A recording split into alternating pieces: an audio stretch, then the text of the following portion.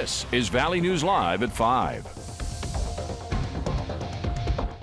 Good evening, everyone. We're learning more about the pickup fire at the La Quinta Inn earlier this week. Fire investigators have released their findings, but questions about how that fire started still remain. In the report, fire officials list the cause as undetermined, but the owner of the pickup speculated it was caused by fireworks. A witness confirmed fireworks were being used on the other end of the large parking lot. During the investigation, bottle rockets were found in the back of Kenneth Hunter's pickup. Hunter told them the rockets were spent and had been used a few days before. At this point, there isn't a criminal report attached to the incident.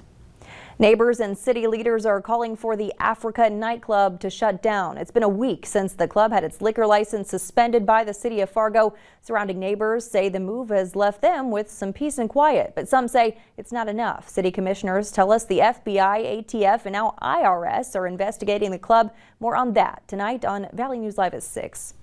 Testimonies continued today in the Grand Forks double murder trial of Salma Pendleton. The first to take the stand, a North Dakota crime lab forensic scientist who says substances from Pendleton's apartment were found to be marijuana. The next to take the witness stand was a special agent from the North Dakota BCI who testified about the investigation following the shooting.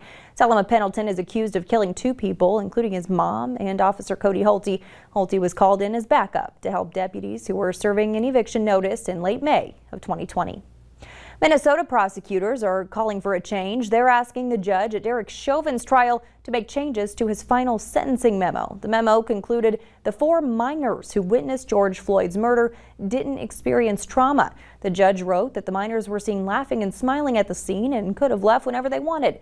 Minnesota Attorney General Keith Ellison said discounting the trauma suffered by those young girls could cause even further harm.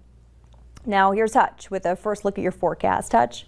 Stacy, thanks so much, and good evening, everyone. We do have some cloudy skies over the valley. Once again, many of us are in the 70s. An update to the drought conditions here across the valley. You see central parts of the Dakotas still an extreme or exceptional drought, but a little improvement. Southern Valley, northwest Minnesota. All these orange areas, still severe drought conditions, and these showers are not going to get it done. A few sprinkles crossing the I-29 corridor right now, and they're diminishing in aerial coverage and intensity, but these storms are strong to severe moving out of Montana into the oil patch. There's a risk of severe storms out in our western counties, but they don't get here until very late, even after the 9 and 10 o'clock broadcast tonight. But we can tell you temperatures will slip into the 60s on a cloudy night here in the FM area. Winds southeasterly around 10 miles per hour. Coming up, we'll have details on some more shower chances in the forecast both overnight and throughout your day on Friday, Stacy. We'll have details on that and that all-important update to your weekend outlook. All right. Thanks so much, Hutch.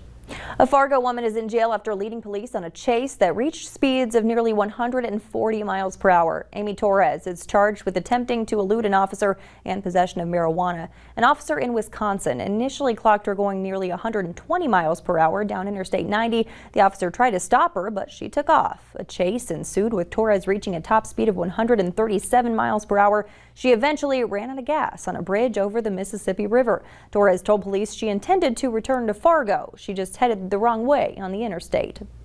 Gas prices continuing to rise. The average price in North Dakota has now hit a 6-year high. According to AAA, the average price for a gallon of gas in the state is now $3.14. The last time drivers in North Dakota paid that much was November 2014. Minnesota's Attorney General says the state's utilities mismanaged their natural gas purchases, then tried to pass the cost onto customers. This happened after the historic winter storm hit big gas-producing states in the South earlier this year. The Attorney General's office said this led the state's utility companies to overbill customers by hundreds of millions of dollars. They're recommending the Minnesota Public Utilities Commission only allow the companies to recover about half the $800 million in costs that they're trying to get from customers. Armed with strong winds and lots of rain, Tropical Storm ELSA is hammering the southeast. The storm hitting Georgia and the Carolinas after pounding Florida's Gulf Coast yesterday. ELSA has drenched parts of the region, knocking out power to thousands of homes and triggering powerful twisters. And as NBC's Dan Scheneman reports, ELSA now appears to be taking aim at the northeast. Overnight, Tropical Storm ELSA raking across the southeast, bringing driving rains and powerful winds along the coasts of Georgia and the Carolinas. Millions waking up to a windy and waterlogged morning. It's the latest punch from the fifth named storm this hurricane season, roaring ashore in Florida Wednesday, flooding coastal areas and leaving thousands in the dark. In Jacksonville, power lines down, trees torn from the ground, roots and all. And just to the north in Georgia, an EF2 tornado tossing RVs like toys and injuring multiple people at the Kings Bay Naval Submarine Base. The whole RV just started going back and forth. It was like a bunch of gray clouds. It didn't look as bad as the damage it did. Belongings scattered across the RV park. One camper flipped over into the lake. The next target of Elsa's wrath, the Northeast. We've declared what's called a level 4 emergency response plan, which means we will have somewhere between 290 and 500 line crews available at the onset of the storm. Where preparations are underway for the first tropical wallop of the season. We are remaining vigilant about flooding and high tide both tonight and tomorrow morning. And forecasters warn it's just the beginning of what could be a very active hurricane season. Dan Sheneman, NBC News.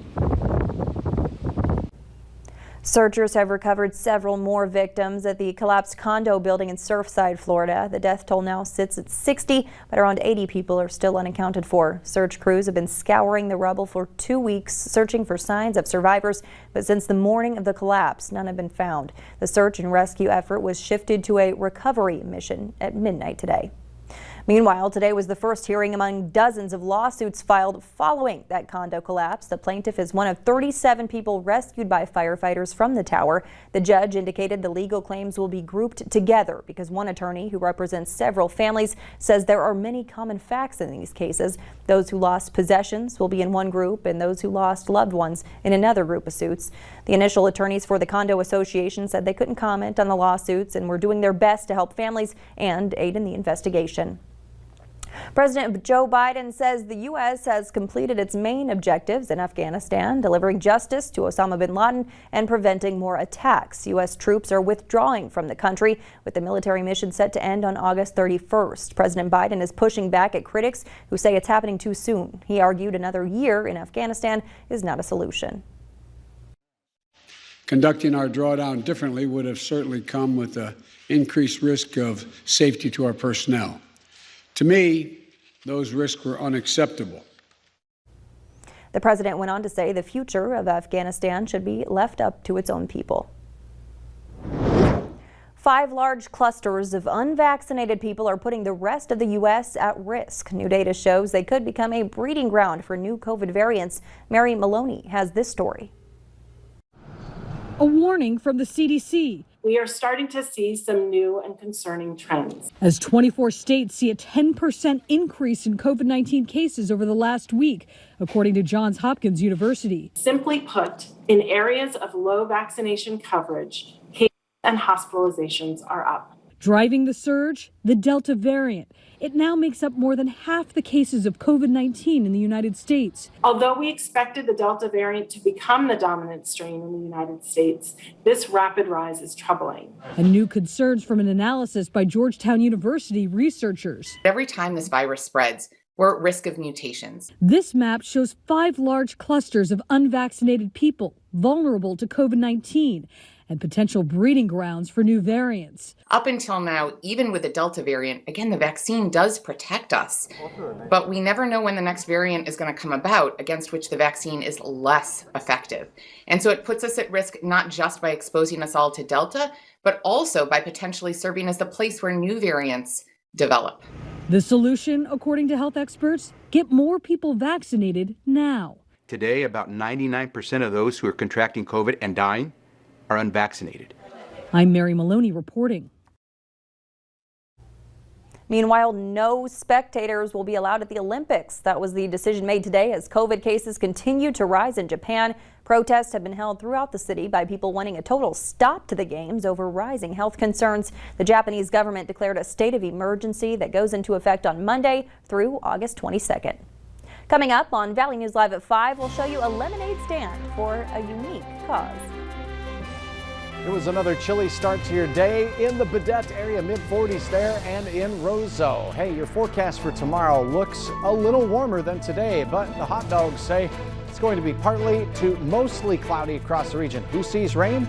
On the very latest on that, how much, and the weekend outlook. Join me. Weather's next.